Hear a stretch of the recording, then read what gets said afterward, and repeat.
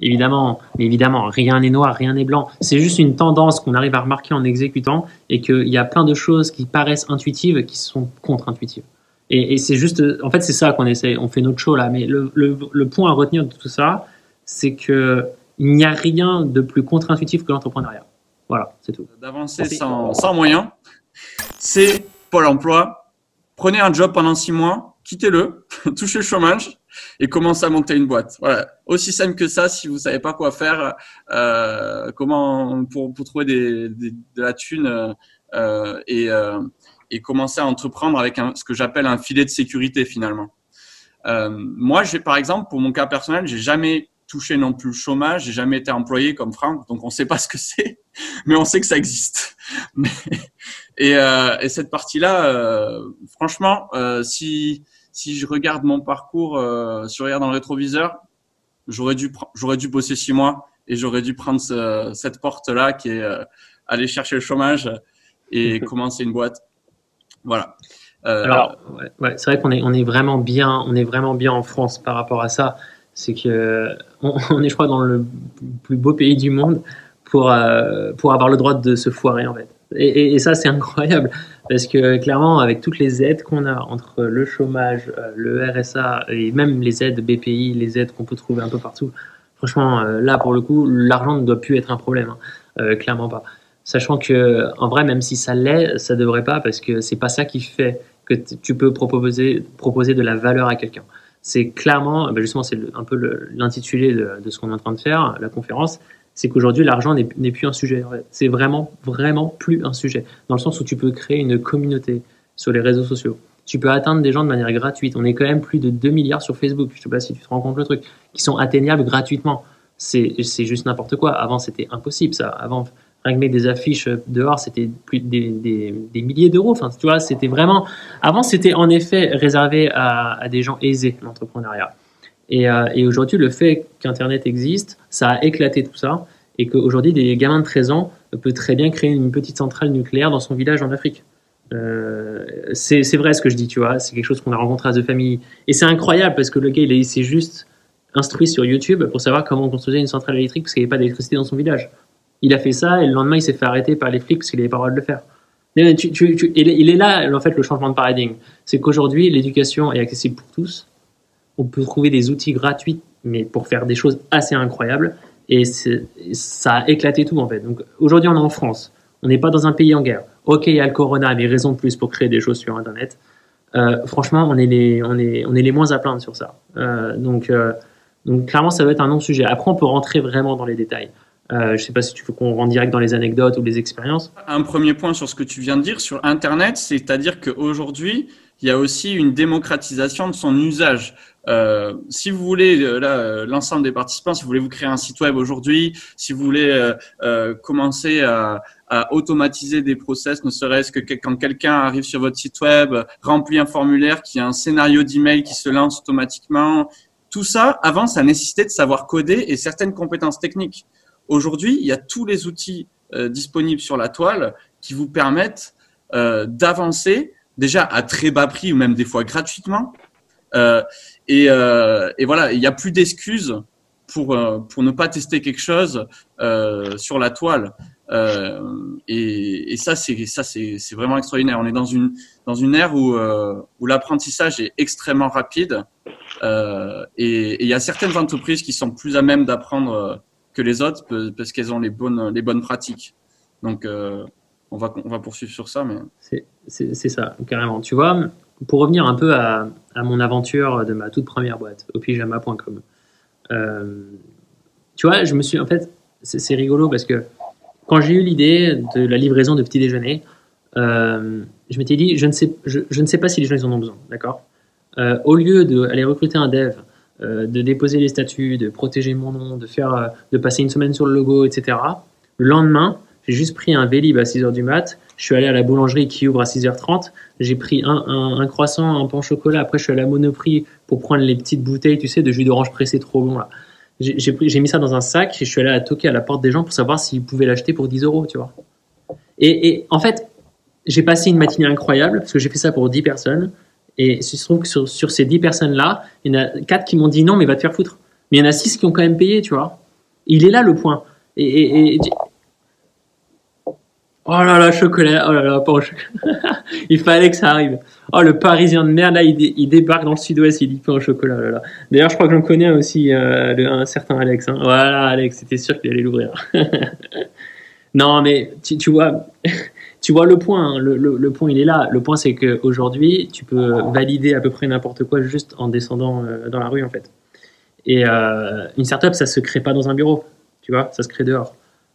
Il faut juste à un moment être confronté à son marché et ne pas se réfugier derrière le fait que tu n'as pas de site, derrière le fait que tu n'as pas de produit, derrière le fait que personne ne te connaît pour ne pas lancer, en fait. Tu vois. Parce que ce que tu risques à faire ça, c'est quoi? C'est que tu restes chez toi pendant des mois et des mois pour créer ton site, ton produit, pour essayer de recruter des gens, dire à tout le monde autour de toi, ouais, moi je monte ma startup, c'est trop cool, on va gagner plein d'argent, et qu'au final, tu lances dans 1 an et demi et tu n'as aucun client, et tu te trouves comme un con. Et après, il se passe quoi?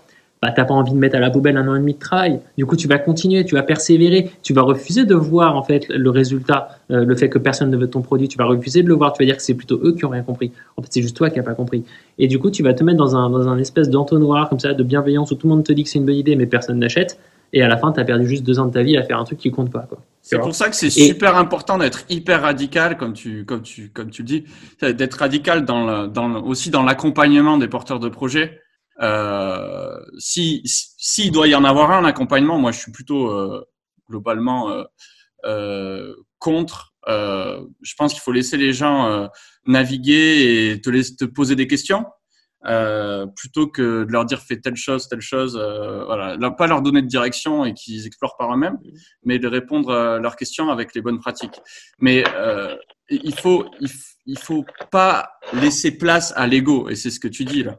C'est l'ego dehors.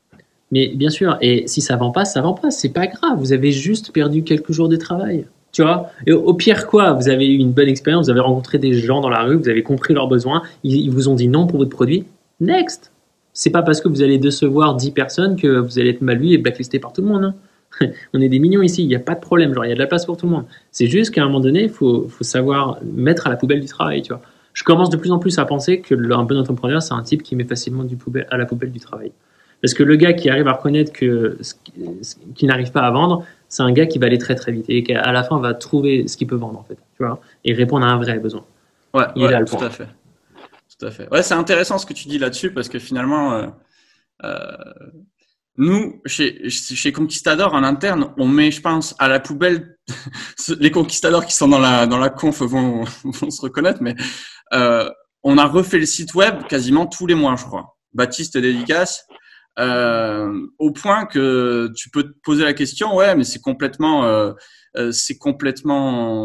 fou et ça représente une quantité de travail qui est énorme. Mais en fait, c'est que on a la volonté d'être en permanence en phase avec notre marché ou de se rapprocher, en tout cas, de la perfection. On ne pourra jamais l'atteindre, mais on apprend de plus en plus sur nos clients, comment ils interagissent avec nous, les phrases punchline qu'ils veulent entendre.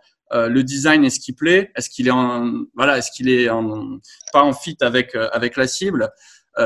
Et donc, ouais, ce processus d'itération permanent de je me remets en question, si tu l'as pas, c'est difficile d'avancer et de monter une boîte sans argent parce que quand t'as pas d'argent, tu fais tout seul au départ.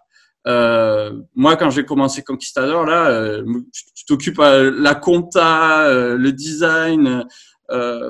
Faut voir la gueule du premier logo qu'on avait. C'était une pyramide pétée avec un orange qui faisait mal aux yeux. Et puis au fur et à mesure, on apprend. Et le fait de ne jamais déléguer ce que tu ne sais pas faire, moi je trouve que c'est hyper important au début d'une entreprise. Et que finalement, moi, je vois plus un point positif à monter une boîte sans argent parce que c'est comme ça que tu apprendras le plus et tu n'iras pas chercher des prestations qui te coûtent super cher à droite, à gauche. Tu vas économiser un max de temps et tu vas exploser ta courbe d'apprentissage.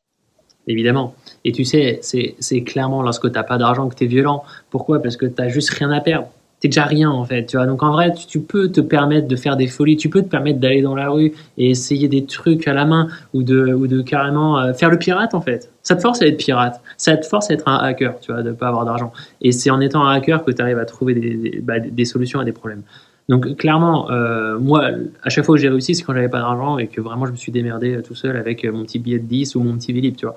Donc moi, je suis très d'accord avec toi sur ça. C'est plutôt faut plutôt le voir comme une force et que de toute façon, le succès d'une boîte, c'est pas l'argent, c'est plus l'exécution et le fait de reconnaître si une décision est pas bonne, tu vois. C'est clairement ça. Quand tu as une bonne exécution, tu as tout gagné, que tu aies 50 euros en banque ou 1 million. Si ton exécution est bonne, ça va. Si ton exécution est pas bonne, dans tous les cas, ça peut pas fonctionner. Tu vois. Ouais. Ok. Et parlons un peu plus. Tu vois, je pense qu'il faut donner des exemples extrêmement concrets finalement d'expérimentation avec ce qu'on appelle les MVP, du coup les minimum viable product. Donc c'est des solutions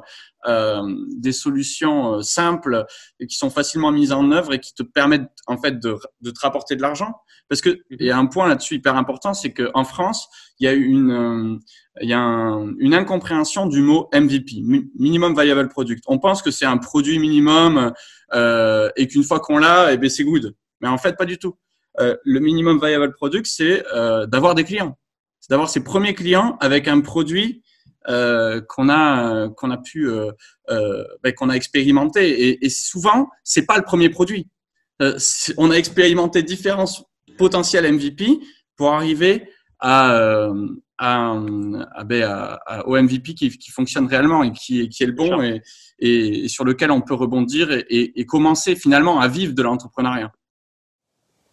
Carrément. En fait, le MVP, souvent quand on en parle, les gens retiennent minimum, tu vois. C'est minimum viable product et les gens ils retiennent surtout minimum. Ouais, mais c'est MVP. Ouais, mais c'est pas ça le plus important. Le mot le plus important pour moi dans les trois, c'est viable. Il faut que ça soit avant tout viable. Il faut que la fonctionnalité que vous allez mettre en avant dans ce fameux MVP soit quelque chose dont les gens ils ont besoin.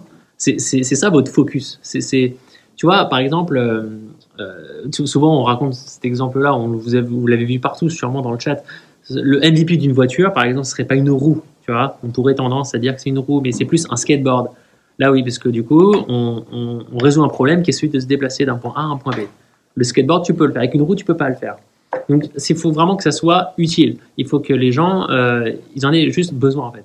C'est surtout sur ça qu'il faut se concentrer quand tu fais un MVP. Alors, attention aussi. Deuxième chose que je voulais vraiment dire sur le MVP. Un MVP, c'est pas forcément un outil qu'on va développer sur Internet ou quelque chose, un algorithme ou quoi. C'est pas forcément ça, un MVP. Un MVP, c'est plus quelque chose qui va faire que vous allez résoudre ce problème. Je m'explique. Je veux faire un GPS pour les handicapés, tu vois, parce que je trouve que Google, ils expliquent mal les bons trajets pour les handicapés, les malvoyants, etc. Parce que il n'y a pas tous les transports qui sont aménagés pour eux, etc. Moi, je veux un GPS spécialement pour les handicapés. Eh bien, avant de m'embarquer dans un MVP technique, tu vois, je vais essayer de bootstrapper un truc techniquement, tout ça. Je vais plutôt aller sur Facebook, là où les gens sont, là où les handicapés sont en fait. Je vais aller leur parler et je vais leur dire, écoute, qu'est-ce que tu utilises aujourd'hui pour te déplacer, etc. Il va me dire peut-être un truc, un autre. Je suis d'accord. Qu'est-ce qui te manquerait? Moi, il me manque, par exemple, sur Google Maps, qu'il y ait des lignes qui sont aménagées de métro ou de bus. J'aimerais bien qu'ils me les affichent en premier, etc. Et je lui dis, pas de problème. La prochaine fois où tu cherches un itinéraire comme ça, tu m'appelles, moi, au lieu de regarder sur ton appli, là, et moi, je vais te dire la solution.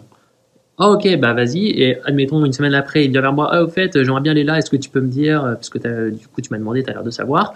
Et ben moi, qu'est-ce que je vais faire? Je vais commencer à me déplacer. Alors, soit je vais carrément me déplacer, ou j'appelle carrément la RATP. Je leur dis, écoutez, je suis malvoyant, j'aimerais aller là, dites-moi. Et eux, ils vont me dire la solution que je vais écrire, je vais bien noter, et je vais le transmettre à mon client. Et le client va être content. Et qu'est-ce que je suis en train de faire, en fait, là? Le MVP, ça devient moi, en fait. Donc, le client, il s'en fout un peu de savoir si c'est un algorithme qui va lui donner la solution, si c'est un outil ou si c'est un site internet ou une appli. Que ça soit moi ou un algo, ça va être pareil parce que la solution, je vais l'apporter quand même. Le but, c'est pas de savoir comment vous allez apporter cette solution, c'est de savoir si la solution, elle est utile, en fait, si la personne a besoin de cette solution-là.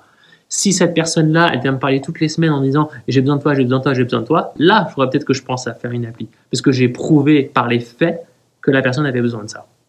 Et il est là le point, tu vois. Et ça, c'est le point principal, c'est de savoir juste si vous êtes indispensable pour les gens. Soyez obsédés par le fait d'être indispensable pour les gens. Yes. Il y a Thibaut de Base 10 qui sera notre intervenant de la semaine prochaine d'ailleurs. Cheers Thibaut. Du coup, qui dit ouais finalement c'est atteindre un product market fit. Exactement. En fait, un product market fit, donc ça c'est dans le jargon startup, hein, product, market et le fit. Donc le produit, le marché, le fit, c'est la rencontre entre les deux. On atteint ce fameux product market fit lorsque justement vous avez plein de clients, il y a de la demande et vous devenez justement indispensable par ces gens-là. Parce qu'ils utilisent sans arrêt votre MVP ou ils font appel à vous tout le temps parce qu'ils ont besoin de vous. Généralement, tu sais, il y a beaucoup d'étudiants, d'entrepreneurs qui me demandent mais comment je sais si je l'ai atteint ce product market fit? Quand est-ce que je sais que ça vaut le coup que je recrute un dev pour perfectionner et mettre à l'échelle mon application? Et généralement, je veux dire, s'il me pose la question déjà, c'est qu'il n'y est pas du tout en fait à son product market fit. Tu vois ce que je veux dire? Donc, ce que j'ai tendance à répondre à ces gens-là, c'est simplement quand tu n'arrives plus à gérer ta boîte en fait. Quand tu n'arrives plus à répondre aux gens en fait. Quand ça devient plus suffisant. Quand tu deviens plus suffisant, c'est là qu'il faut penser à mettre à l'échelle ton produit. Mais si avant, ça sert à rien. Oussama de The Family justement qui disait attends, c'était le product market fit, Camille, tu l'auras quand tu seras dans la merde. Il a tout résumé, mais je suis très d'accord en fait. Mais ça, tu le vis. Et en plus, tu sais, en soi, c'est un peu se mentir à soi-même quand tu te dis, allez, maintenant, faut que je fasse une appli, alors que tu as 2 utilisateurs. Tu le sais en fait. Tu te mens à toi-même en disant, tu sais très bien que c'est pas en faisant une appli que tu vas avoir 1 million d'utilisateurs. Non. Tu vois. Ouais. Et il est là le point en fait. Donc déjà, focus sur une solution que tu peux apporter à un besoin. Et le jour où tu es sûr, parce que tu es submergé de demandes, là tu penses scale. Avant, non. Et je vous rassure, hein, tous ceux qui sont dans le chat, on est 99% des entrepreneurs à être dans ce stade de post-product market fit, de pré-post. Avant product market fit, ouais. Product market fit, on y est vraiment tous avant, quoi. Et c'est rare ceux qui arrivent à l'atteindre. Et ceux qui arrivent à l'atteindre, généralement, on entend parler partout, ou vous-même, vous les utilisez, en fait, ces produits-là. Et c'est juste pas grave. Le but, c'est d'itérer un maximum pour l'atteindre, ce fameux fit. Ouais. Et c'est difficile. Ça demande du temps, un investissement incroyable. La quantité d'énergie qu'il faut de toute façon pour faire l'entrepreneuriat, il faut être prêt à faire tous les sacrifices possibles. Il y a un point qu'on n'aborde pas souvent, mais c'est aussi la santé des entrepreneurs. Moi, je me rends compte en ce moment, là, pendant le confinement, j'ai bossé 16 heures par jour, tous les jours, y compris le week-end. Ça fait 3 ans que j'ai pas pris un seul week-end ou une seule journée de repos complète, tu vois. Et là, tu te dis, bon, putain, Camille, qu'est-ce que tu branles, quoi. Mais finalement, ça paye. Et le moment où il y a une balance, il est tellement valorisant qu'il compense tout le reste, quoi. Où tu commences à pouvoir déléguer parce que t'as fait un tout petit peu d'argent, ou sinon où t'as enclenché une dynamique positive pour tes clients, pour les gens qui sont autour de toi. C'est tellement valorisant que ça vaut toute l'énergie du monde. Bien sûr. Ouais. Bien sûr. Et tu vois, après, il arrive la question mais quand est-ce que je sais que je dois mettre à la poubelle ce travail? Quand est-ce que je sais que je dois complètement changer d'idée? Quand est-ce que je sais que j'ai fourni assez de travail pour savoir que je n'aurai jamais ce fit? Et généralement, alors ça, c'est une question vraiment tricky. Tu vois ce que je veux dire? C'est vraiment pas facile. Et généralement, ce que je réponds à ça, c'est tout simplement quand on n'a plus envie. Parce que tu sais, quand tu n'aimes plus ce que tu fais, vaut mieux arrêter tout de suite. Parce que tu mettras plus assez d'énergie là-dedans. Dès le départ, d'ailleurs, hein, les entrepreneurs qui n'ont pas une problématique qui les passionne, mais tant qu'ils arrêtent de suite, parce que finalement, ils vont se planter. Après, il y a différents types de patients. J'ai remarqué autour de moi, t'en as qui vont être juste dans la perfection du produit et qui sont fadas d'améliorer et de perfectionner un process ou leur solution, en fait.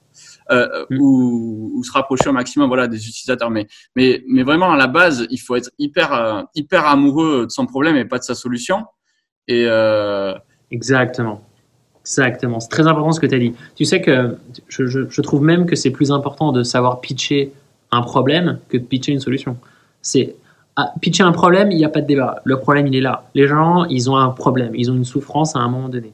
Et ça n'a pas de débat. Tu peux débattre sur un produit, une idée. Tu peux en débattre pendant des heures et des heures tant qu'elle n'est pas validée. Mais par contre, un besoin, c'est indébattable. Donc, je préfère largement quelqu'un qui vient vers moi en disant « J'ai repéré un putain de problème, je ne sais pas comment le résoudre, mais il faut se pencher dessus. » Plutôt qu'un type qui me dit « Alors, moi, j'ai fait une super appli qui fait ça, mais j'ai pas de client. » Tu vois ce que je veux dire? Ouais, of course. Ouais, clairement. Et tu vois, je vois que, par exemple, là, Elsa qui dit « Prenez soin de vous quand même. » Et tu vois, ce que tu dis, Elsa, c'est hyper important parce qu'on retombe sur la passion, l'histoire de la passion et d'aimer ce que vous faites. Si vous ne trouvez plus de bonheur dans ce que vous faites, dans le fait d'itérer et de cravacher et de foirer, si vous n'aimez pas ça, arrêtez tout de suite l'entrepreneuriat. N'essayez même pas en fait, parce que À côté, en attendant, vous avez des mecs pour qui c'est la passion en fait. Et eux, ils vont vous laminer. En fait, ils vont aller beaucoup plus vite que vous. Donc faut pas voir l'entrepreneuriat comme un taf normal. On sait tous que c'est pas ça. C'est quelque chose qui se vit, c'est pas quelque chose, tu vois, qui se compte. Voilà, de toute façon, tu as vu, à la fin, c'est toujours l'humain qui revient. C'est la passion et ce qu'on ressent à l'intérieur. On en finit toujours là après dans les problèmes. Donc clairement, écoutez-vous vous-même et vous savez en fait si ça peut être votre obsession un jour ça. De toute façon, c'est simplement quelqu'un qui peut pas vivre dans une entreprise en tant que salarié. C'est quelqu'un qui peut même pas avoir une idée, enfin s'imaginer bosser pour quelqu'un d'autre. Il pourrait même pas respirer tellement qu'il pourrait pas. Tu vois. Et c'est ces gens-là qui très souvent ils arrivent à trouver quelque chose dans l'entrepreneuriat parce que ils veulent juste créer leur propre monde. Tu vois. Ils veulent casser des règles.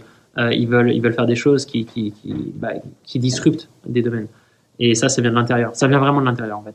Je suis d'accord. Et il y a un autre sujet que j'aimerais bien aborder là-dessus, c'est finalement dans l'entrepreneuriat, quand on commence, les gens ils voient beaucoup l'argent comme un tremplin pour démarrer, alors que ça devrait être beaucoup plus un accélérateur à partir du moment où tu as vu que tu avais fait suffisamment baisser le risque pour ton business et que tu avais réellement commencé à faire du chiffre. En fait, l'argent appelle l'argent. Qu'il faut justement commencer à y aller. Ouais. L'argent est un moteur seulement quand tu as validé ton produit. Point. Il n'y a pas d'autre débat en fait. Il ne faut pas aller plus loin. Je ne crois pas à la personne qui me dit j'ai besoin d'argent lorsqu'elle n'a pas validé son produit. Non, tu n'as pas besoin d'argent. Je suis désolé. Même si tu veux ouvrir un restaurant. Tu sais ce que je réponds à ces gens-là, ceux qui veulent ouvrir des restaurants, ceux qui veulent ouvrir une baraque à frites, ou ce que tu veux. En fait, ce que je réponds à ces gens-là, c'est tu as une communauté. Tu as des gens qui te suivent et qui aiment déjà ce que tu fais, ce que tu es. Ah bah non, mais mec, même si tu l'ouvres demain et que je te donne 1 million, il n'y aura personne à ta baraque à frites. Et en fait, si tu veux, c'est ça aussi que nous a offert Internet, c'est que n'importe qui aujourd'hui peut devenir influenceur. Quand je dis influenceur, je ne parle pas de Thibaut InShape et tout, ok. Je te parle même d'un gars qui a 50 followers. Il est influenceur parce que lorsqu'il va mettre une story, une publication, on m'appelle en même temps, tu vois, c'est des gens, on est tous influenceurs, c'est ça que je voulais dire. Maintenant, aujourd'hui, on a la chance que même sans produit, sans service, on peut poster une story. Et c'est en faisant ça tous les jours, en racontant ton histoire, ta passion, ce que tu veux, ce que tu fais, que tu arrives à rassembler des gens autour d'un même domaine, tu vois. Ça, c'est un travail sur le long terme. Il faut aimer le faire. Mais quelqu'un qui fait ça pendant 6 mois, 1 an, il arrive à justement avoir des gens qui le suivent et qui adhèrent à ses idées, sa manière de parler, sa manière de penser, etc. Là, le jour où il sort n'importe quoi, une marque de vêtements, une baraque à frites et tout, il aura des gens, en fait. Et c'est le plus important parce que si tu arrives à prouver à un investisseur, par exemple, que tu as des gens qui te suivent, il va te donner de l'argent. Tu vois à condition qu'il paye. C'est ça, mais la raison de donner de l'argent à quelqu'un ou de lever des fonds, c'est pas parce que tu as une belle gueule, hein, c'est parce que tu arrives à me prouver qu'il y a des gens qui vont acheter derrière. Donc, soit d'abord influenceur, et d'abord des gens qui te suivent et qui aiment ce que tu es, ce que tu fais et ta passion, et après on va parler. Tu sais que quand j'ai lancé mon association Art Pulse, ma soirée, je l'ai pas fait jour 1. Hein. Évidemment que j'ai pas organisé une soirée jour 1, il y aurait personne. Non, ce que j'ai fait d'abord, c'est un site internet qui répond à un problème. C'était quoi le problème à l'époque? C'était on n'arrivait pas à trouver ce genre de soirée en France, de art style, ce fameux style de musique dont je parlais tout à l'heure. Du coup, j'ai simplement fait un WordPress à la con où j'ai mis une map et à la main, tous les soirs, je rentrais les soirées qu'on n'arrivait pas à trouver sur Internet parce que c'était galère pour les retrouver. Et c'est comme ça que je me suis créé une communauté. J'avais des 2000 personnes qui venaient tous les jours sur mon site et c'est comme ça qu'on a réussi à se faire un nom. Mais pendant 2 ans, c'était comme ça. Et après, en effet, quand j'ai lancé ma soirée, j'avais 150 personnes, mais c'était assez simple en fait, parce qu'il y avait déjà des gens qui suivaient cette entité, tu vois. Et point en fait. Et cette soirée, je l'ai fait avec 50 €, hein, tu vois. Et aujourd'hui, on fait des soirées à 25 000 €. Mais il est là le point, c'est que aujourd'hui, si je pensais plus en mode, je veux être dans l'événementiel, je veux faire mon premier festival, problème numéro 1, je dois trouver de l'argent. Bah non, mon gars. Déjà, aide des gens qui sont intéressés par toi et après, fais des choses. Tu vois. Ouais. Il y a Dylan qui dit qu'il est à moitié. Alors, par rapport à l'idée de financement, il était à moitié d'accord parce que justement, ça dépendait de l'ampleur du projet selon lui. Mais tu vois, regarde, l'ampleur du projet. Alors, je sais pas de quoi tu veux parler exactement, Dylan, mais si c'est l'ampleur, tu voulais dire peut-être la grandeur du projet, faut jamais penser gros, tu vois. Non, commence petit. Là-dessus, j'ai juste un truc à dire. Je pense que l'ambition doit être segmentée. En différentes étapes, mais qu'il faut directement exprimer la big étape, enfin la vision finale, parce que vision. c'est très difficile si tu commences à exprimer une petite vision, d'après changer vers la grande. Mais si tu fais si tu veux être crédible, t'exprimes la vision finale de ta boîte et derrière tu fais bon ben voilà, mais la première étape c'est celle-là et d'étape en étape. Par exemple, Conquistador, on n'a pas dit enfin si, on a dit dès le départ qu'on voulait changer l'écosystème et créer un écosystème startup en Aquitaine. Là, c'est vraiment un discours qui est resté dans le fond en interne en permanence pour motiver les équipes et on savait où on allait. Mais au final, les étapes, elles n'ont pas été directes d'aller, je sais pas moi, d'aller créer deux campus de formation sur Lean Startup et le Growth Hacking d'un coup. Non, on a d'abord tout fait en remote. Après, on s'est dit ouais, peut-être qu'on prendra, tu vois, un campus qui a été le cas. Donc finalement, l'ambition se segmente.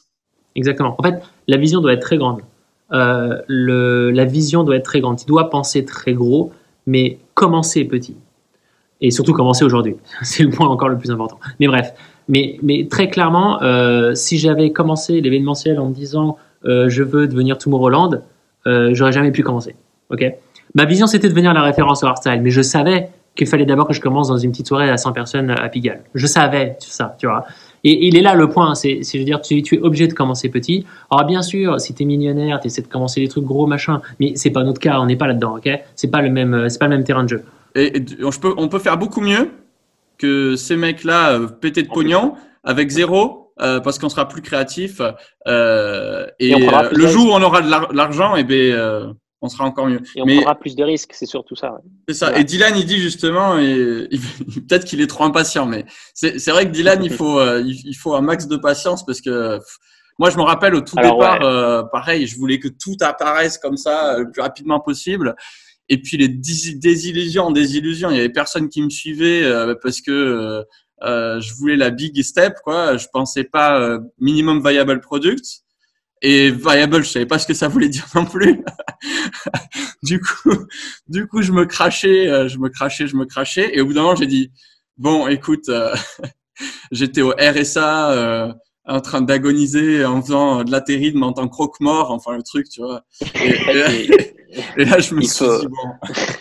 Il faut énormément de patience quand tu entres. Voilà, il faut énormément de patience et c'est pour ça qu'il faut beaucoup aimer ce qu'on fait.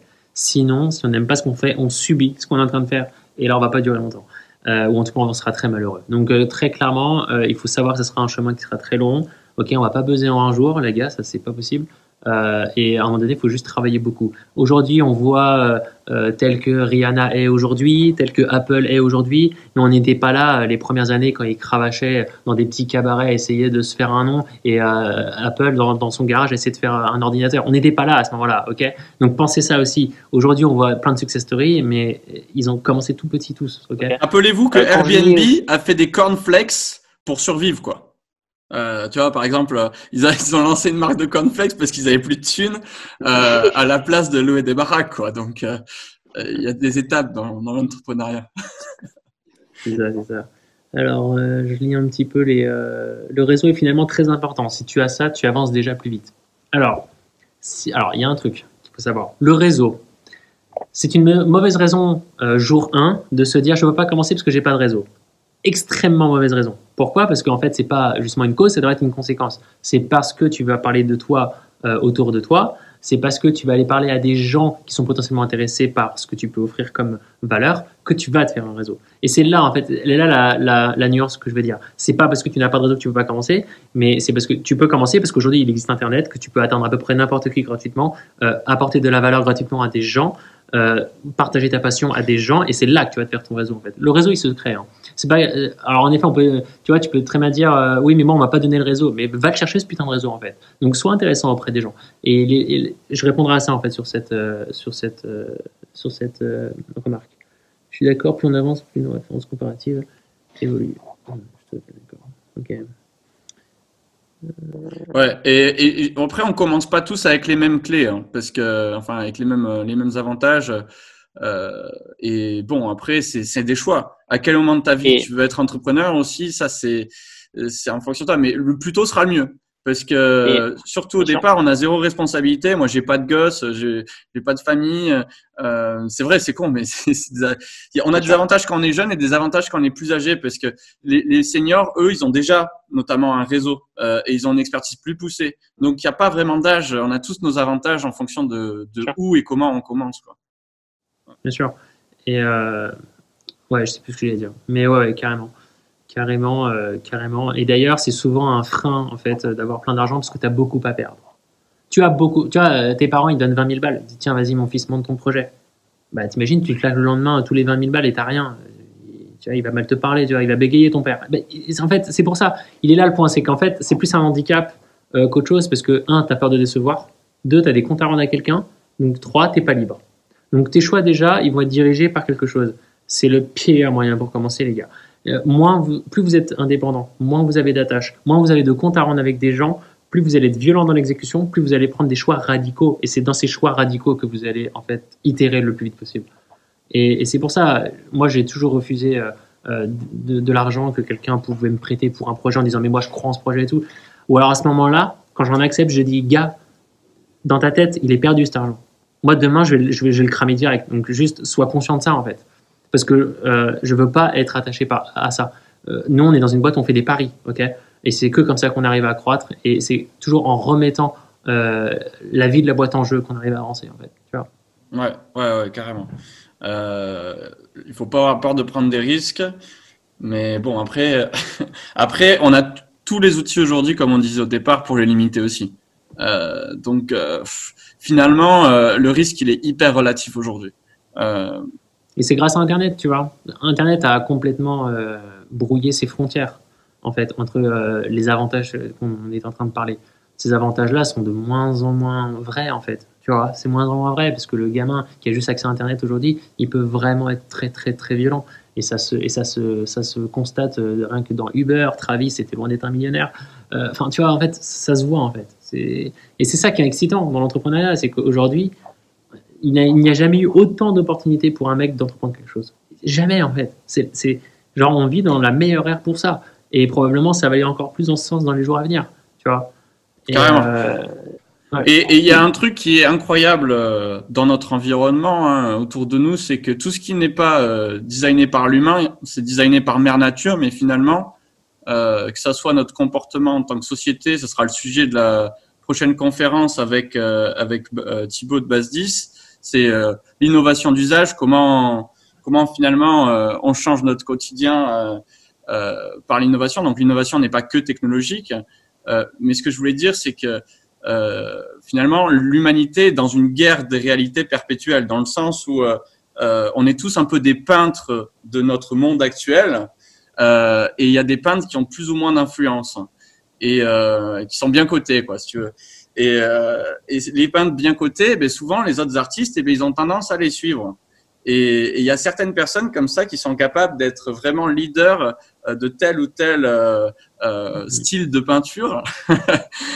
et à la fin, et ben le monde se dessine au jour le jour avec les visions de chacun. Mais on est dans une guerre des réalités. Tout se passe dans nos propres cerveaux, dans notre propre personnalité.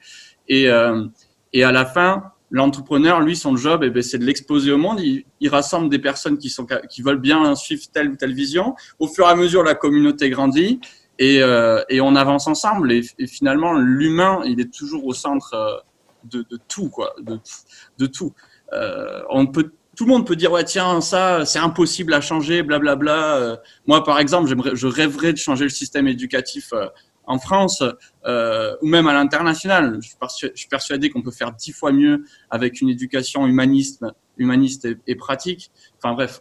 Et là-dessus, je suis persuadé qu'un jour, si ça fonctionne bien chez Conquistador, tu vois, petit pivot.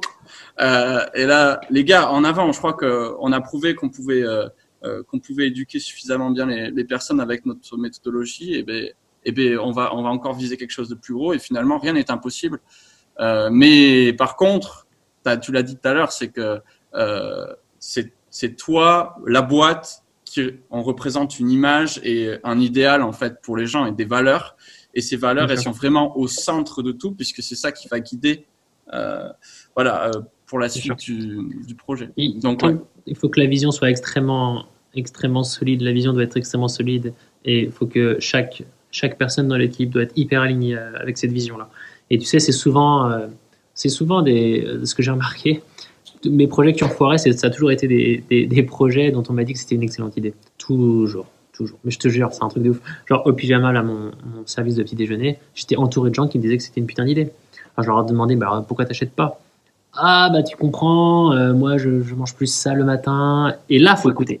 C'est là qu'il faut écouter, tu vois. Et en vrai, c'est marrant parce que, en fait, ça s'appelle les projets obvious. Je les appelle comme ça. C'est des projets où, quand tu les piges, tu peux que être d'accord. Tu fais, oui, évidemment. Pourquoi personne n'y a pensé avant? Sauf que non, c'est parce que tu as raté quelque chose, généralement. C'est que ton idée, elle a été exécutée par plein de gens différents et ils ont tous validé que personne n'en avait besoin. Et c'est très souvent des projets qu'on trouve what the fuck, qu'on trouve complètement... ma connexion est assez instable apparemment, mais bref. Mais tu vois, c'est souvent des projets assez what the fuck et dont le mec qui gère ça a eu une vision assez claire sur ça, où il a compris un hack que personne n'a compris parce qu'il était expert dans ça, ou bien parce qu'il a compris quelque chose que personne... Regarde Snapchat, qui allait mettre 1 centime dans une appli où quand on voit une photo, elle disparaît au bout de 24 heures? Mais personne, tu vois. Mais genre personne en vrai. Mais ça a été ça pour tout en fait, même Facebook. Attends, mais Mark Zuckerberg, le nombre de bâches qu'il a reçu quand il a essayé de lever des fonds. Mais mec, il y a déjà MySpace dans le game, t'es mort. Tu vois, c'était. Il y a pire en France, un Blablacar avec l'autostop. Au départ, le pitch, tu te dis bon, le mec, on va. Mais évidemment. Regarde Uber, mais il s'est pris. Tu sais qu'il a vraiment galéré pour lever des fonds parce que ce mec-là, tout le monde disait, mais moi, attends, je connais la régulation des taxis, mec. Tu vas pas tenir un mois. C'est une mafia les taxis. Tu vas mourir. Arrête ce que tu fais. Après, il a eu quand même le talent de lever le plus de fonds que tout le monde, donc il a eu un coup de génie à un moment. Et c'est pour ça, tu vois, le point, faut pas faire très attention à ce que les gens disent de votre produit, surtout quand ils sont pas vos clients. Faut vraiment faire attention. En vrai, moi, je les écoute même plus. Je me fie que ce que font les gens. Je ne me fie plus à ce qu'ils disent. Vraiment, c'est une belle leçon parce que ça, pour le coup, vous allez trop perdre de temps à être dans cette bienveillance et à essayer de vous rassurer dans le sens où tout le monde vous dit que c'est une bonne idée ce que vous dites. C'est super intéressant ce que tu dis là sur un point parce que quand tu démarres un projet, souvent tu fais des questionnaires, tu sais que tu distribues à droite, à gauche et tout, et tu vas avoir du feedback, mais la réalité c'est que le feedback va être d'une qualité pourrie parce que les gens ne sont pas sincères. Il y a une bienveillance. Et c'est pas de leur faute. Ouais, non. Pas leur en vouloir. C'est sûr. Mais c'est très vrai à chaque fois. Tu regardes tous les questionnaires distribués ou quoi, il y a des super réponses et en fait le gars il arrive avec en pensant que ça va marcher, mais la réalité c'est comme tu dis l'action de l'achat qui prouve en fait l'intérêt un engagement suffisant pour que tu gagnes ta vie, eh ben il est pas là. Exactement. Et c'est pour ça qu'aller expérimenter sur le web, ne serait-ce qu'avec juste une landing page, donc une page web, demander juste email. Si tu as un intérêt pour ça, tu me laisses ton email, je te recontacte dès que j'ai le produit qui est développé ou n'importe.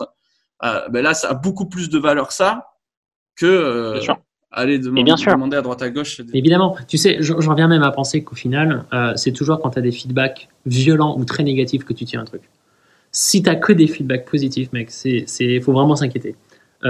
Souvent, un fit que tu peux repérer, c'est soit lorsqu'on t'insulte parce que tu shippes pas assez fast, tu n'es pas assez rapide en fait. Mec, arrête, tu traînes là, vas-y, c'est quand que je peux acheter, on t'insulte.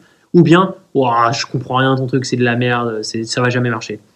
Quand tu crées en fait cette émotion violente, c'est que tu tiens un truc généralement. Ou en tout cas, tu n'es pas indifférent à ces gens-là. Et ça vaut le coup de creuser. Ça vaut beaucoup plus le coup de creuser quand tu es face à ce genre de feedback plutôt qu'un juste un gars qui dit « Ouais, c'est une bonne idée, next, je fais autre chose après ». Ouais, exactement. Et moi, j'ai fait le tri, par exemple, sur LinkedIn, on a reçu pas mal de feedback et on a fait 2-3 campagnes sympas. Et à chaque fois, ce que je regarde, c'est les commentaires les plus pourris.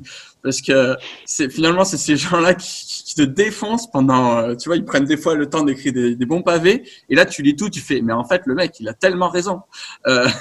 Et que tous les commentaires positifs, tu les fous à la poubelle parce que tu dis, bon, mais j'ai rien appris. C'est clair. C'est clair. Ça, ouais.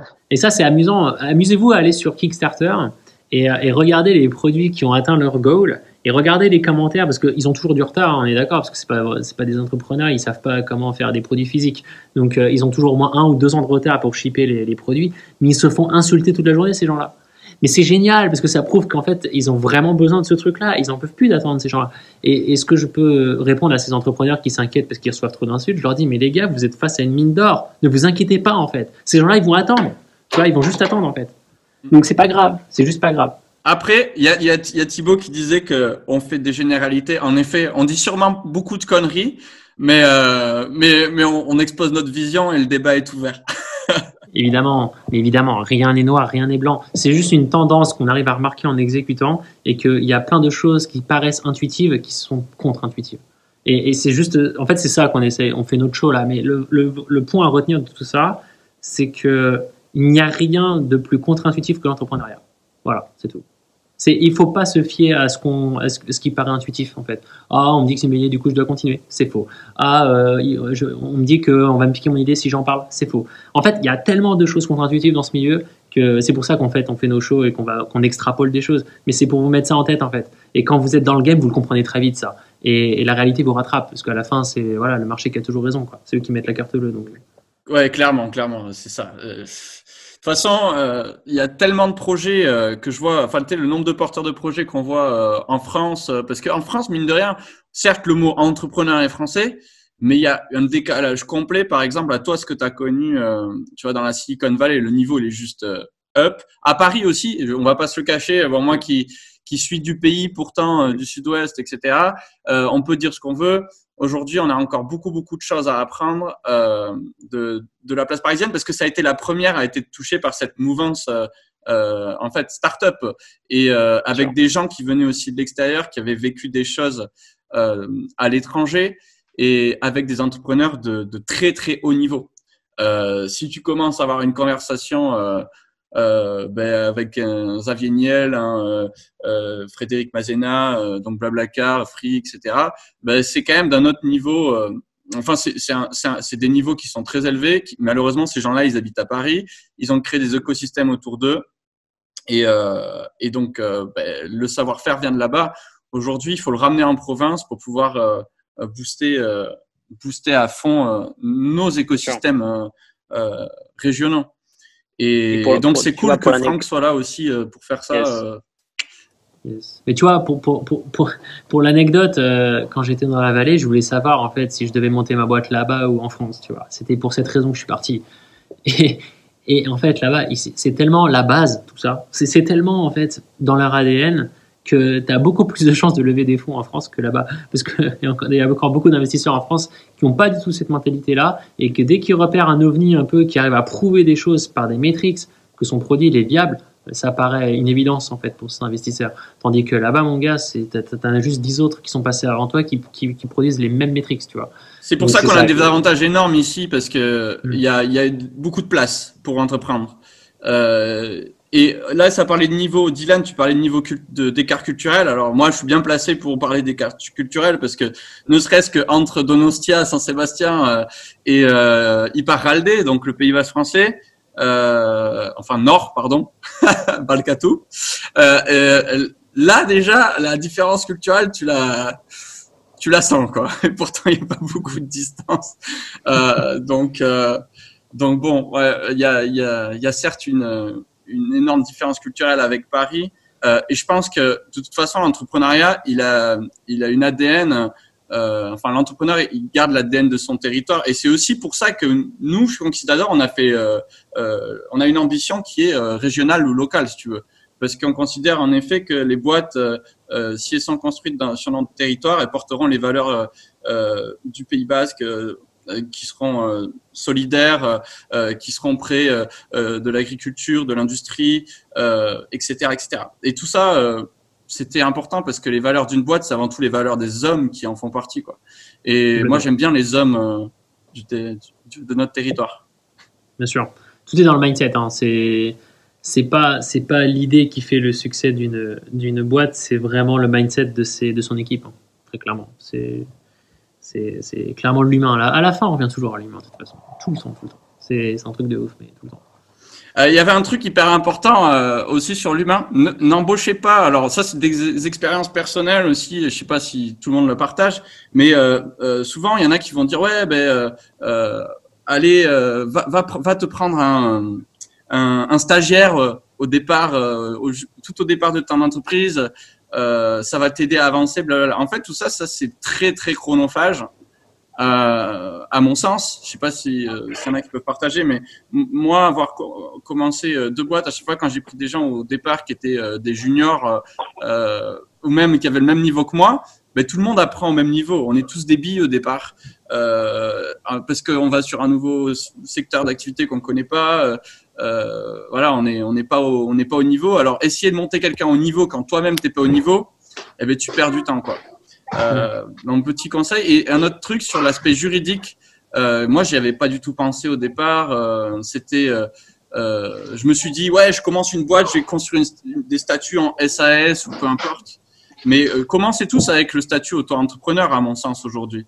Il y a ce statut-là qui vous permet d'avancer en hyper lean, donc flexible, de commencer à faire un tout petit peu de chiffre d'affaires en payant peu de taxes. Et le jour où vraiment ça bascule. Désolé chérie, c'est le truc auquel je vais participer.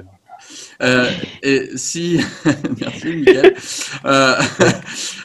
s'il y en a s'il y a des gens qui commencent à acheter votre produit, ben à ce moment-là, pensez à cadrer la structure de votre entreprise et prenez des statuts juridiques plus adaptés.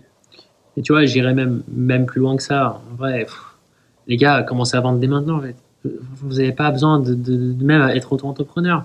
Là, tu sais, la valeur que tu as à offrir, ça n'a pas de frein en fait. Tu peux pas te dire ah c'est parce que j'ai pas de statut comme ça que je peux pas offrir de valeur. Ah c'est pas. Mais les gars, en fait ça c'est pour le coup c'est une excuse pour moi de vraiment pas essayer des choses. C'est vraiment une excuse de pas.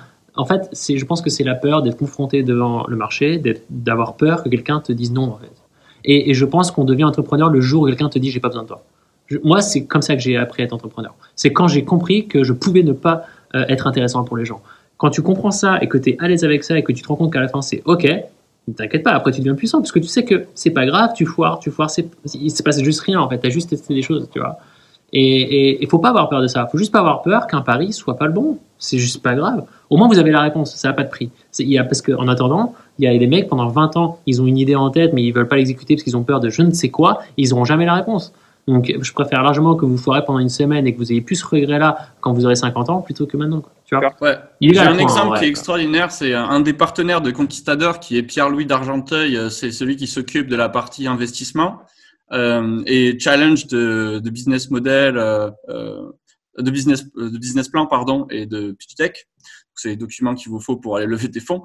Et ce mec-là, il a travaillé 10 ans comme VC, donc comme venture capitaliste, et donc il a vu plein d'entrepreneurs passer. Et là, il a quitté son ancien fonds d'investissement qui est Cambon & Partners, c'est un gros fonds parisien, et et il s'est retrouvé de l'autre côté de la table, tu vois. Par contre, il avait jamais été entrepreneur, mais il avait beaucoup appris en observant les 10 entrepreneurs qui passaient dans son bureau tous les jours pendant 10 ans. Et du coup, là, il a essayé de monter un premier service où finalement, il facilitait le coworking sur Paris avec le nombre de places disponibles et tout sur une plateforme. Il s'est rendu compte que son truc, il était pourri, mais qu'il n'y avait pas en fait, il y avait pas de clientèle, c'était un produit bidon et ce qui répondait à aucune problématique. Et quand je l'ai eu au téléphone, il m'a dit, tu vois Camille, j'ai merdé, j'ai mis 4 mois à m'en rendre compte.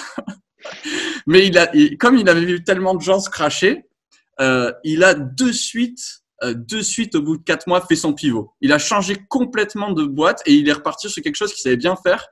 Et il s'est dit tiens, mais je sais que moi, comme j'ai fait du venture capital, il y a des problématiques juridiques qui sont pas encore réglées par rapport aux startups et aux entreprises de manière générale. Et là, il est en train de monter une legal tech, donc une entreprise qui résout des problématiques juridiques. Et ce pivot-là, hyper intéressant parce que c'est finalement en observant ce qui se passe autour de nous, on peut vraiment apprendre et il faut pas avoir de l'ego. Lui, il aurait pu en avoir puisque bon, c'est Monsieur Cambon & Partners, Pierre-Louis d'Argenteuil. Pierre-Louis, si t'es là, petit clin d'œil. Mais voilà quoi, c'est bien sûr. Même avec une expérience comme ça, tout le monde peut se planter.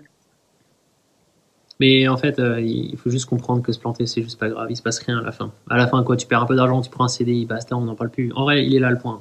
Tu vois, on n'est pas en galère. On n'est pas en galère.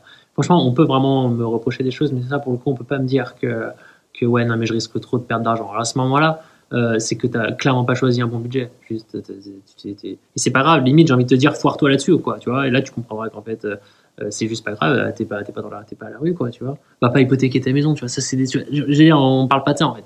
On parle pas de ça, tu vois. Clairement. Et t'en as juste même pas besoin de faire ça. Il y a deux, trois derniers petits points à aborder. Ouais, bah après, ça fera. Il y en a pour plusieurs conférences, les gens, mais il y en a quelques-unes qui étaient intéressantes. C'est aussi quand tu es dans l'entrepreneuriat, la culture, c'est ton vecteur de créativité. C'est hyper important d'aller lire des bouquins, d'aller se renseigner sur tout ce qui est nouvelles technologies, sur l'économie, sur la psychologie, tout. Moi, personnellement, j'aborde absolument tous les sujets que je peux aborder, intéressé par tout, et je m'adresse à des gens qui sont bien meilleurs que moi dans tous ces sujets pour en savoir plus. Et ça te donne une capacité à avoir des opportunités que tu ne verrais pas si tu n'avais pas cette capacité à aller te renseigner. Et aujourd'hui, Internet, pareil, boum. Aller sur Medium, c'est un blog entrepreneurial, par exemple, sur lequel vous pouvez trouver 1001 sujets sur certes, comment monter une boîte, mais sur qu'est-ce que c'est l'intelligence artificielle, sur comment se faire, je sais pas moi, financer sa formation Conquistador. Non, mais je sais pas. Tu peux trouver tout et n'importe quoi. Non, mais t'as des tutos pour 10 balles pour apprendre à maîtriser Photoshop. C'est incroyable, c'est abusé, quoi, tu vois. L'éducation n'a jamais été aussi accessible. Jamais. Alors, un autre truc important. Un autre truc qui était hyper important, et là, je pense que tu vas kiffer, c'est utilisateur contre client, VS client. Et quelque chose qui est aussi très mal compris, c'est que les gens ils pensent que c'est la même chose, les clients, les utilisateurs. Alors que le client, il t'impose une prestation, te dit ouais, c'est comme ça que je le veux. L'utilisateur, il arrive sur ton site web, il achète. Parce que la standardisation du personnalisable est très puissante. Est-ce que je m'exprime bien? Ouais, je vois ce que tu veux dire. En fait, donc là, on rentre un peu dans le match être freelance versus entrepreneur. Ouais, clairement. Alors, ouais, être freelance versus entrepreneur, c'est vrai, mais même des énormes boîtes ne vont pas. C'est comme si Airbus, par exemple, Airbus, ils ont des utilisateurs quasiment parce qu'ils ont un avion qui est sur mesure. Boum, après ils le personnalisent un peu, mais finalement c'est toujours le même avion qui sort en bout de chaîne. Et là, c'est comme si les clients finalement ils leur demandaient uniquement des avions sur mesure après avions sur mesure avec un différent moteur, etc. Et le fait d'avoir tout standardisé et de pouvoir le vendre le même format en ligne à plein de gens différents, eh ben c'est extrêmement puissant parce que tu as beaucoup moins de travail derrière. Bien sûr, on rentre dans le schéma du SaaS, donc Software as a Service pour le jargon, qui va dans ce sens-là en fait. On imagine un produit qu'un client avait besoin. On essaye de le standardiser et le rendre accessible pour tous et les gens qui avaient le même besoin s'y retrouvent et on le met à l'échelle parce que du coup une fois que le produit est développé, que tu aies 2 clients ou 1 million de clients, ça te coûte pas grand chose de plus à part des serveurs, tu vois. C'est scalable, ce sont des choses scalables.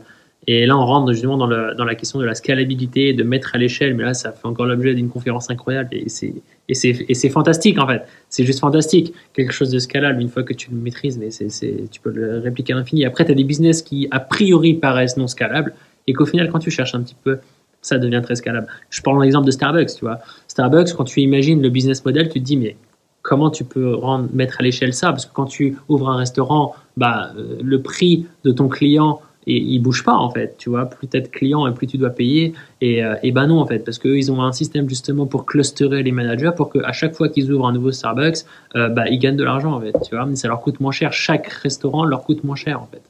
Et là on rentre dans un business scalable et c'est très dur, c'est un vrai challenge, mais bon, ça encore une fois c'est un problème post-market fit. Et c'est quelque chose, une fois que tu le maîtrises, qui est très puissant. Ouais. Et c'est souvent les investisseurs demandent avant de lever des fonds, Il dit, mais comment tu imagines ça plus tard? Est-ce qu'on peut rendre scalable ton truc? Est-ce que tu as des capacités à devenir scalable? Donc, des capacités à mettre à l'échelle ce service-là. Et pour ça, il faut bien le bosser, ça, c'est vrai. Mais j'ai envie de dire qu'au tout départ, ça ne doit pas être le focus. Le focus, c'est déjà de plaire à des gens, de résoudre un problème à la main, de manière hyper pas scalable du tout. Et qu'une fois que tu sais que les gens en ont besoin, réfléchis à devenir scalable. Ouais. Carrément. Yes. Bon, mais merci Franck. Je pense qu'on a pas mal. Déjà, il est 18h20. On a déjà fait un bon tour d'horizon. Ah, il y a tellement d'autres choses à dire, mais c'est clair. On pourrait aussi rentrer dans le détail pratique des outils, sur comment vous montrer comment développer une communauté, ce que Franck sait bien faire, comment aller développer une landing page avec une expérience utilisateur qui est optimale, reliée à une base de données, un CRM pour que vous gérez vos premiers clients, travailler vos valeurs de proposition, regardez comment les tester, comment tester différents business models, blablabla, blablabla. Voilà, il y a tellement de choses à voir. Mais bon, allez, si vous avez envie d'entreprendre et vous êtes salarié, démissionnez. Pôle emploi vous filera le chômage. Si vous voulez vous former avant de démissionner, sachez que c'est possible aussi. Là, je fais le basculement, tu sais, terrible. Nous, on fait de la formation Growth Hacking et Lean Startup. Du coup, c'est un peu tout ce qu'on vient de voir. On essaie d'accompagner au maximum les porteurs de projets. Franck en fait partie. Bon, il y a Jérôme là qui est là, il y a Déborah, PA, Pierre-Alain, voilà, une petite équipe Conquistador. Nous, notre job, c'est quoi? C'est renforcer la courbe d'apprentissage des individus pour soutenir la croissance des entreprises, parce qu'on est convaincu que les deux sont reliés, c'est pas une surprise, et donc on fait ça sous différentes formes. Nous, on maîtrise des expertises technologiques, enfin des expertises digitales, on va dire, et ça nous permet d'aller expérimenter rapidement sur Internet des idées de business, mais aussi d'optimiser des business existants. Donc, on fait un peu la comparaison. Le Lean Startup, c'était la conférence d'aujourd'hui avec le Bootstrap, c'est comment développer, aller tester une idée le plus rapidement possible et trouver ce qu'on appelle finalement un product market fit. Donc, c'est un marché avec ses premiers clients. Et le growth hacking, qui est la deuxième étape finalement, c'est beaucoup plus orienté sur le développement, l'identification, le développement et l'optimisation de leviers de croissance pour les entreprises. Et donc, c'est vraiment, nos formations sont basées là-dessus. Bientôt, on va diversifier avec, par exemple, Franck va faire une formation sur le community management, ce genre de formation, une sur le product owner. Donc, on essaie de rassembler les meilleurs profils qu'on trouve localement, parce que c'est que des gens qui sont du coin. Même Franck qui a déménagé chez nous. et du coup, on essaie de proposer de la qualité. Et enfin, pour ceux qui ont des boîtes, qui veulent monter des boîtes, sachez que nous, tout notre savoir-faire d'entrepreneur, gros hacker, eh bien, on le troque contre 6% du capital. Et on monte une infrastructure en fait vraiment dédiée pour accompagner les entrepreneurs ambitieux. Donc l'éducation, Lean Startup, Growth Hacking, à toutes les bonnes pratiques entrepreneuriales. On est aussi en train de monter un fonds d'investissement Evergreen pour financer tous ces projets et on a des partenaires tels que par exemple Cambon & Partners, Kima de Xavier Niel, etc. qui viennent investir dans les projets Conquistador à partir du moment où on les a suffisamment accompagnés, ou après c'est pas notre job d'atteindre le product market fit, mais à partir du moment où il y a réellement un marché. Et enfin, on forme des talents et on les injecte dans notre écosystème. Et donc c'est un avantage à la fois pour les gens qui se forment chez nous, puisque à la sortie on essaie de les injecter dans des boîtes de chez nous, et un avantage pour les boîtes qui viennent chez nous aussi, puisque tout simplement ils ont accès aux talents sur des expertises qui sont extrêmement recherchées, puisque sur le territoire, notamment Growth Hacking, il y a personne d'autre qui fait de la formation en Growth Hacking en Aquitaine. Voilà. Et enfin, on est une communauté parce que on se serre les coudes. Voilà la valeur un peu solidarité dont je parlais tout à l'heure. On se serre les coudes, on est là pour booster l'écosystème au maximum avec ce qu'on considère être les bonnes pratiques. On a des valeurs particulières sur la sélection. Nous, vous avez bien compris, Franck, c'est quelqu'un d'intense aussi, et tous les gens dans l'équipe le sont. On n'est pas là pour chômer, on aime bien quand ça avance vite et on donne tout. Savoir-faire, ben c'est simple, si tu entreprends dans un secteur d'activité, c'est que tu as un minimum de connaissances dessus ou tu as une très très forte volonté, une curiosité derrière pour pouvoir te monter en compétences dessus. Les gens qui sont pas curieux, je pense que ils feront pas de bons entrepreneurs, à mon avis. Ensuite, savoir-être. Nous, on est des humanistes au sens vraiment au sens large. On défend des valeurs de tolérance humaine qui nous sont propres. Si vous n'avez pas ça, vous n'êtes pas les bienvenus. Et enfin, ambition. On est là pour monter des grosses boîtes. Donc, c'est sûr que il y a d'autres acteurs locaux qui vont être à même si vous avez envie de monter un resto ou n'importe quoi, une boîte. Par exemple, dans l'industrie, il y a Estia qui doit faire ça très bien. Si vous avez un projet social et solidaire, il y a Ethicop. Voilà. Mais nous, notre job, c'est vraiment la start-up. C'est pour ça que on n'est pas. Vous avez dû, il y en a peut-être qui ont dû se dire ah tiens, il parle de trucs, mais ça s'applique pas à mon marché, c'est vrai. Nous, notre job, c'est essayer de faire en sorte de construire des entreprises scalables et de les faire s'implanter sur notre territoire, donc basco-béarnais, si je puis dire, et de les faire grandir pour qu'ils amènent de l'emploi et voilà et exporter nos savoir-faire à l'étranger.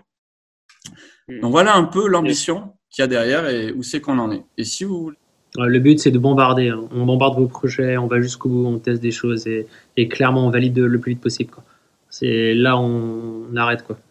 C'est ça. Et le point important quand même, c'est peut-être aussi tout simplement, si vous avez déjà une boîte existante, je sais que moi, je discute beaucoup en ce moment avec des gens qui ont des ETI, notamment, ou des grosses PME. Nous, un de nos objectifs principaux, c'est pas de faire de l'innovation ou faire de la start-up en solo. C'est de prendre les meilleurs profils experts du territoire et de les fusionner avec notre identité entre guillemets de start-upper et notre savoir-faire et imaginer 2 minutes que le meilleur ingénieur soit fusionné avec bosse en équipe avec le meilleur des entrepreneurs entre guillemets digital, donc gros hackers. Ça donne des boîtes de malades. Il y a qu'à voir l'industrie basque. Si seulement elle avait pas une connaissance, c'est pas vrai, mais s'ils avaient un peu plus de talent au sein de leurs équipes sur la partie digitale, ils pourraient développer des boîtes en IoT justement, dans des objets connectés de psychopathes. Avec une industrie 4.0 qui serait pas juste démo. Et je pense que tout ça, on peut y arriver ensemble. Et j'en suis persuadé, en tout cas. Conquistador travaille aussi de l'autre côté de la frontière. Hein. On est notamment partenaire avec KBA, qui est une grosse ETI à côté de Donostia, à côté de Saint-Cep. Voilà, donc on essaye de faire le pont aussi sur notre territoire, sur le territoire basque, puisque le gap culturel est encore extrêmement fort. Et en interne, d'ailleurs, petit clin d'œil à tous les conquistadors, il faudra obligatoirement apprendre l'espagnol et le français au minimum. Le basque est très, très bienvenu. Voilà. petit mot de fin. Bon, on a fait le petit tour. Sachez que y a Franck qui a un podcast sur lequel il transmet tout ce qu'on vient de... Voilà, tout ce qu'on vient d'aborder, il le fait super bien. C'est ça, ouais. En fait, si vous voulez, j'interviens pas mal dans les écoles et les incubateurs sur des sujets d'entrepreneuriat. Et je partage beaucoup cette énergie-là et cette vision de l'entrepreneuriat. Et je publie régulièrement du coup des vidéos qui reprennent des extraits de ces interventions. Et je les publie régulièrement sur mon Instagram, qui est Franck DPT. Et aussi sur YouTube, je suis aussi sur Spotify, etc. Donc le podcast s'appelle Bienveillance et Radicalité et mon tag c'est Franck DPT, vous pouvez me trouver un peu partout Voilà ce que je fais à côté. Ouais. Et je vous invite vraiment à venir me parler, qu'on discute et de débattre sur tous ces sujets. Je suis hyper ouvert à tout. Quoi. Ouais, n'hésitez pas, franchement. Il est radical, il est franc, il va vous rentrer dedans, mais ça apporte énormément de valeur. C'est ça l'important. Voilà, on va pas tourner autour du pot. Là, on va jusqu'au bout, quoi. On va jusqu'au bout, on se ment pas à soi-même et on avance, quoi. Voilà. Et ben, chez nous, c'est la même. Très cool. Je te remercie, Camille, c'est cool. Moi, j'ai super hâte de commencer et vraiment, j'ai vraiment hâte de commencer tout ça et d'être avec vous sur les formations. Donc, ça va être cool. Ça va avec Franck, on commence déjà à faire de la formation à la fin du mois là. Mais après, de toute façon, c'est une dynamique long terme avec Franck et on aura notre campus à Anglette dans une villa très sympathique. Ceux qui le veulent seront invités, bien entendu, à l'événement de lancement. On ne sait pas exactement où ça va être puisque Jérôme il est dessus, mais à cause du coronavirus, on a eu quelques petits soucis. Mais voilà, mais le GG, il va gérer. Ouais, voilà. on a vraiment l'intention d'être présent sur le territoire et de le marquer. Et je pense qu'on a les bons profils pour ça. Et n'hésitez pas si vous voulez nous rejoindre, du moins rejoindre cette dynamique-là. Carrément. Est-ce qu'il y en a qui ont des questions quand même à la fin, parce que complémentaires à tout ce qu'on vient de dire? Ah, c'est ça qu'on veut entendre, Jérôme. C'est ça qui est bon. Un nouveau Startup and Pitches, of course, justement, je vais pas oublier. J'ai failli oublier, Déborah, je m'excuse. Peux-tu mettre le lien, s'il te plaît? Je l'ai perdu là. En gros, la semaine prochaine, on aura Thibaut Panier de Base 10 sur l'innovation d'usage et on parlera Uber justement, Blablacar, Base 10 forcément, Netflix et voir comment en fait des petites boîtes au départ ont réussi à révolutionner en fait notre quotidien et qu'est-ce que ça coûte parce que faut avoir un bon timing, faut souvent avoir levé beaucoup de fonds, on le remarquera. Donc bon, voilà, tout ça, on en parlera avec Thibaut la semaine prochaine. Et Thibaut, c'est top parce qu'il est pile poil, il est en plein dedans. Je le laisserai en parler la semaine prochaine. Même heure, même jour, jeudi à partir de 17h. Il y a le lien directement là dans la conversation pour vous inscrire. Avec Franck, on en refera d'autres, c'est sûr, parce qu'il y a trop de sujets. Alors, mon gars, ça pourrait durer des heures et des heures. C'est intarissable. Merci. De rien, Thibaut. À la semaine prochaine, Thibaut. J'espère que ça vous a plu. Nous, on est là en MP. Si vous voulez nous écrire en perso, on est disponible sur LinkedIn. On est disponible sur tous les réseaux, enfin sur quasiment tous les réseaux. De plus en plus en tout cas. Le contenu sera disponible en ligne. De notre côté, on fera quelques slides pour résumer ce qu'on a dit, qui résumeront la vidéo. Et il y aura aussi la vidéo en accès libre sur le site. Comme ça, je pense que ça fera un bon mix pour ceux qui ont la flemme de se taper toute la vidéo. Ils auront au moins les slides avec l'essentiel. Voilà. Et ça sera toujours pareil, comme la semaine dernière. Voilà. Bon, merci à tous. Très cool. S'il y en a qui n'ont pas de questions, s'il n'y a pas de questions, merci très cool. Merci à toi, Franck. C'est trop bien. Joachim, pas de questions. Je vois Ludovic, Max. Ou un commentaire simplement, j'en sais rien.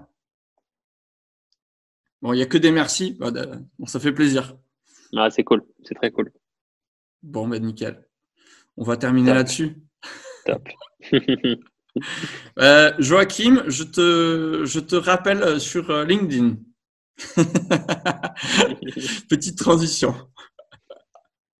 Ok. Allez, bonne fin de journée à tout le monde. Merci ciao. Franck. De toute façon, on va faire un petit débrief, je pense. Bonne soirée tout le monde. Et à très vite. Ciao, à la semaine prochaine. Ciao.